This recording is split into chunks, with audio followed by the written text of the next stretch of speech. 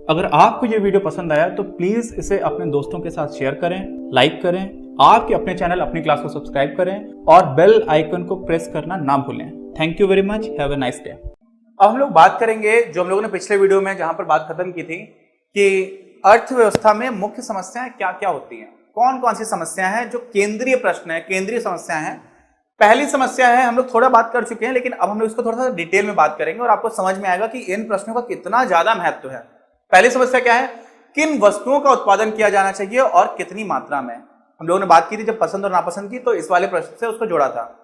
दूसरी क्या है, इन वस्तुओं का उत्पादन कैसे किया जाए, ठीक। और तीसरी क्या है कि इन वस्तुओं का उत्पादन किसके लिए किया जाए, ठीक है।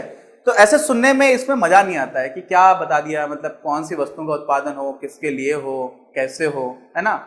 अब आप इसको डिटेल में देखना स्टार्ट करोगे तो आपको समझ आएगा कि अच्छा बात हो रही है तो क्या हो रही है। तो समझिएगा किन वस्तुओं का उत्पादन किया जाए। जैसे मैंने आपको एक उदाहरण दिया था कि सेना में ज्यादा पैसा खर्च किया जाए या फिर शिक्षा में, ठीक। पहली बात थी स्वास्थ्य सेवाओं में ज्यादा पैसा खर्च किया जाए, और शिक्षा में भी अगर बात करोगे तो उच्च शिक्षा में ज्यादा पैसा खर्च किया जाए या फिर सारे लोगों की प्राइमरी एजुकेशन में, जिसको हम लोग क्या बोलते हैं, प्राथमिक शिक्षा में, ठीक है।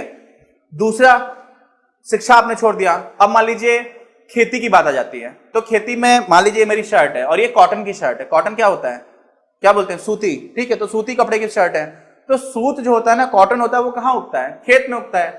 तो समाज को सूत की ज्यादा जरूरत है या फिर खाने की, ठीक। तो हो सकता है कि खाने की जितनी जरूरत हो और अगर उससे ज्यादा खाना पहले से ही प्रोड्यूस हो रहा है, उससे पहले ही उससे ज्यादा खाद्य पदार्थों का उत्पादन किया जा रहा है, तो फिर हम क्या कर सकते हैं, हम सूदी और ज्यादा उगा सकते हैं या कुछ और ज्यादा उगाया जा सकता है, क्योंकि भूमि तो हमारे पास उतनी है। तो यहां पर भी ये जो बात आ रही है वो कौन सी बात आ रही है, वो बात आ रही है कि कौन सी वस्तु उत्पादित की जाए, ठीक है। अब और क्या क्या हो सकता है, बहुत सारी चीजें हैं। जैसे आपने मान लीजिए मेरे पास अभी मैं बहुत ही अच्छा उदाहरण है, अभी लॉकडाउन चल रहा है, ठीक। लॉकडाउन की वजह से क्या हो गया कि सारे लोगों को मास्क की जरूरत पड़ रही है, क्योंकि कोरोना वायरस का कहर पूरी दुनिया पर चल रहा है। और इसी बीच हमारी जो कार बनाने वाली कंपनियां थी, अमेरिका में एक कार बनाने वाली कंपनी, बहुत बड़ी कंपनी, इसको बोलते हैं जनरल मोटर्स, है ना। उसकी शेवरले करके इंडिया में कुछ ब्रांड चला करती थी। उस कार कंपनी ने वेंटिलेटर्स बनाना शुरू कर दिया। क्या बनाना शुरू कर दिया, वेंटिलेटर्स। क्यों, क्योंकि समाज को इस समय क्या पसंद है, पसंद या नीड भी हो सकती है, आवश्यकता भी हो सकती है। पसंद नहीं है वेंटिलेटर किसी को, लेकिन हमारे समाज की आवश्यकता है। तो इस समय समाज को क्या आवश्यक है, वेंटिलेटर की जरूरत है। कार की जरूरत तो बिल्कुल नहीं है, क्योंकि आप बाहर निकल नहीं सकते हो, तो कार का करोगे क्या। तो इस समय पर इतनी बड़ी कंपनी ने क्या बनाना शुरू कर दिया, वेंटिलेटर्स। क्यों, क्योंकि उसने इसी प्रश्न का उत्तर दिया कि किन वस्तुओं का उत्पादन किया जाना चाहिए और कितनी मात्रा में। तो अभी तो वेंटिलेटर्स की बहुत कमी है, तो उसने अपनी पूरी की पूरी प्रोडक्शन लाइन किस चीज के लिए लगाना स्टार्ट कर दिया है, वेंटिलेटर्स के लिए। ऐसे ही हमारे देश में बहुत सारे 3D प्रिंटिंग के स्टार्टअप्स हैं और 3D प्रिंटिंग काम करने वाली कंपनियां। 3D प्रिंटिंग के बारे में आप लोगों को कम जानकारी हो तो हम लोग का एक और वीडियो उसको देखिएगा। लेकिन 3D प्रिंटिंग में हम करते क्या है, हम कुछ ऐसा बना देते हैं बड़ी आसानी से प्रिंट करके। जब मास लेवल पर बनाना होता है, मास लेवल का मतलब क्या होता है, उसको हम लोग बोलते हैं मैन्युफैक्चरिंग। जैसे मुझे एक पेन बनाना है, तो उसको जब मैं बनाऊंगा तो किसी अलग मेथड से बनाऊंगा, लेकिन जब मुझे 10 लाख पेन बनाने हैं या 10 लाख मार्कर्स बनाने हैं तो एक अलग तरह का तरीका होगा।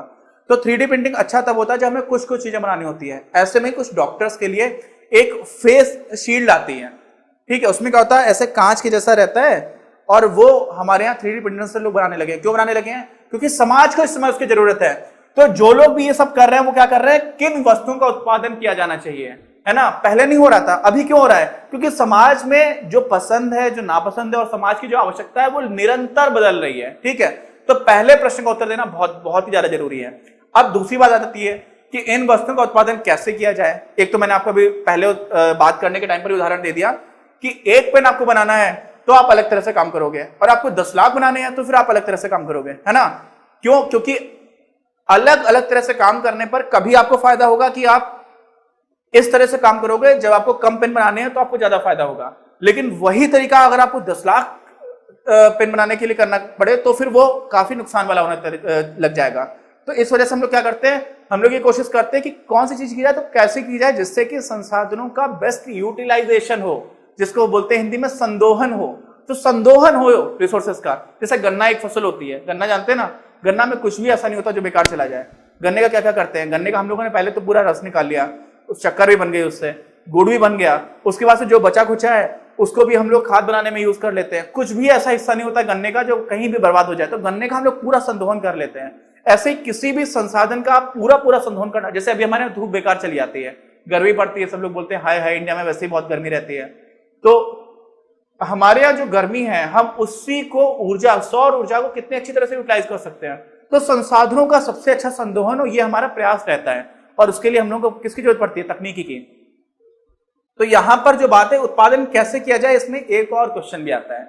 उसमें एक और प्रश्न ये आता है कि हमारे समाज की जो सामाजिक संरचना है वो कैसी है, आर्थिक संरचना है कैसी है। मतलब आप कहेंगे ये क्या बात कर रहे हो, आप तो तकनीकी की बात कर रहे थे।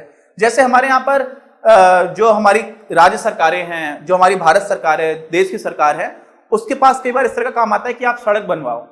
तो एक प्रधानमंत्री ग्रामीण सड़क योजना थी, उसमें सारे ही लोगों को, जो भारत सरकार या राज्य सरकार सड़क बनवा रही है, तो उसमें ऐसा नियम हुआ करता था पहले, अभी का क्या है मुझे नहीं पता, कि सारी जगह पर आप जो मजदूर हैं वो सड़क बनाने में काम करेंगे, मशीन से आप प्रयोग नहीं करोगे। क्यों नहीं करोगे? क्योंकि हमारे यहाँ पर बहुत गरीबी है, बहुत सारे ऐसे लोग हैं बेचारे जिनको बेरोजगारी बहुत ही ज्यादा है और उनको खाने के लिए भी पैसे नहीं मिलते हैं। तो आप उनको रोजगार दो और उसके बदले में आप उनको पैसे दो। तो उससे क्या फायदा होता है? हमेशा फायदा नहीं होता। अगर आप आर्थिक स्तर पर देखोगे, आर्थिक स्तर पर क्या होगा? आर्थिक स्तर पर आप कहोगे कि मशीन तो यार, एक मशीन है 100 लोगों का काम कर दे रही है और खर्चा 20 लोगों के बराबर हो रहा है। तो आप क्या सोचोगे? आप ये सोचोगे कि हम तो भाई मशीन लगा लें, ठीक। और कई बार इसमें भ्रष्टाचार भी होता है। हमारे यहाँ पर क्या होते हैं, बहुत सारे ठेकेदार हैं, वो क्या करते हैं, उनको पता है कि मशीन से काम करोगे तो जल्दी हो जाएगा, सस्ते में हो जाएगा, लेकिन सरकार चाहती है कि सारे गरीब आदमियों को पैसे भी मिले, तो वो करते मशीन से हैं, जबकि करना चाहिए उनको मजदूरों के द्वारा करवाया जाना चाहिए काम। हर काम नहीं, लेकिन कई बार इस तरह की सरकार की योजनाएं रहती हैं। तो हम लोग ये योजना क्यों बनाते हैं, जबकि हमें पता है कि आर्थिक रूप से वो निर्णय खराब है, लेकिन फिर भी समाज की आर्थिक और सामाजिक स्थिति देखते हुए हमें कई बार अर्थ को थोड़ा पीछे कर देना होता है, इकोनॉमिक्स को थोड़ा पीछे ले जाते हैं, ठीक है। तो ये हमारा आ जाता है दूसरा प्रश्न कि उत्पादन किया जाए तो कैसे किया जाए। अब आता है तीसरा प्रश्न, इन वस्तुओं का उत्पादन किसके लिए किया जाए, ठीक। तो आप तो बोलेंगे, आपने पहले ही बोल दिया था कि पसंद और नापसंद की बात है। अब किसके लिए किया जाए का मतलब ये नहीं कि कर तो आप लोगों के लिए रहे हैं, लेकिन लोग जो है ना वो प्लूरल है, एक बहुवचन है। लोग ऐसा तो है नहीं कि कोई एक इंसान है तो सब कुछ आप उसी को देते जा रहे हो, ठीक है। लोग में क्या है कि आपने कोई चीज बनाई, जैसे मान लीजिए कार्स बनाई, तो कार्स बनाई तो लोगों के लिए है, लेकिन क्या सारे लोगों को मिल सकती है? नहीं मिल सकती। क्यों? क्योंकि सारे लोगों के पास उतने संसाधन नहीं है। तो यहां पर जो बात आती है वो आती है कि किसके लिए किया जाए। तो कलेक्टिवली तो आप लोगों के लिए कर रहे हो, लेकिन लोगों में भी किस किस श्रेणी के लिए कर रहे हो, है ना। और इसी में एक और प्रश्न जो आता है वो ऐसा आता है कि हमारे, जैसे मैंने अभी कार्स का उदाहरण दिया आपको कि किसी को कार मिल रही है, किसी को नहीं मिल रही है, हो सकता है सबको चाहने का मन हो, तो किसको ज्यादा मिलेगा, किसको कम मिलेगा, ये कैसे निर्धारित होगा, ठीक है। क्या किसी समाज में सारे लोगों को शिक्षा निःशुल्क मिलनी चाहिए, गुणवत्तापूर्ण शिक्षा निःशुल्क होनी चाहिए या नहीं होनी चाहिए, ये भी प्रश्न है। क्योंकि अगर आप निःशुल्क दे रहे हो तो इसका मतलब है जो लोग वो शिक्षा दे रहे हैं उनको कुछ ना कुछ देना पड़ेगा। तो वो जो जिम्मेदारी किसकी हो जाएगी? सरकार की। और सरकार के पास जो पैसा है वो किसका है? लोगों का ही, सारे लोगों का है। क्यों? क्योंकि सारे लोग टैक्स के रूप में सरकार को पैसा देते हैं। जो लोग डायरेक्टली टैक्स नहीं भी देते, इनकम टैक्स नहीं भी देते, वो लोग भी इनडायरेक्ट टैक्सेस देते हैं। अप्रत्यक्ष कर होता है जिसको लोग बोलते हैं हिंदी में। अप्रत्यक्ष कर में क्या आता है? जीएसटी आता है। अभी जैसे ये मार्कर है, इस पर भी कुछ तो टैक्स लगा होगा। तो जब मैंने इसके पैसे दिए तो वो खरीदने के साथ साथ, भले ही मैं इनकम टैक्स अगर नहीं भी दे रहा हूं, तो उस समय पर इस मार्कर के साथ में मैंने सरकार को एक अप्रत्यक्ष कर दिया। तो सरकार के पास क्या है? सारे लोगों का कलेक्टिव पैसा है, सारे लोगों से इकट्ठा किया गया पैसा है। अब उस पैसे का उपयोग क्या सारे लोगों को निःशुल्क शिक्षा देने में किया जाना चाहिए? कई लोग बोलेंगे नहीं किया जाना चाहिए। ऐसे ही सारे लोगों को स्वास्थ्य सेवा देने में किया जाना चाहिए, कुछ लोग बोलेंगे नहीं दिया जाना चाहिए। तो यहां पर क्या हो जाता है, ये तीन वो महत्वपूर्ण प्रश्न हैं जिनको हम लोग अर्थव्यवस्था में डिस्कस करते हैं। सबसे ज्यादा सेंट्रल समस्या यही है। अगले वीडियो में हम इसी चैप्टर में आगे बढ़ेंगे।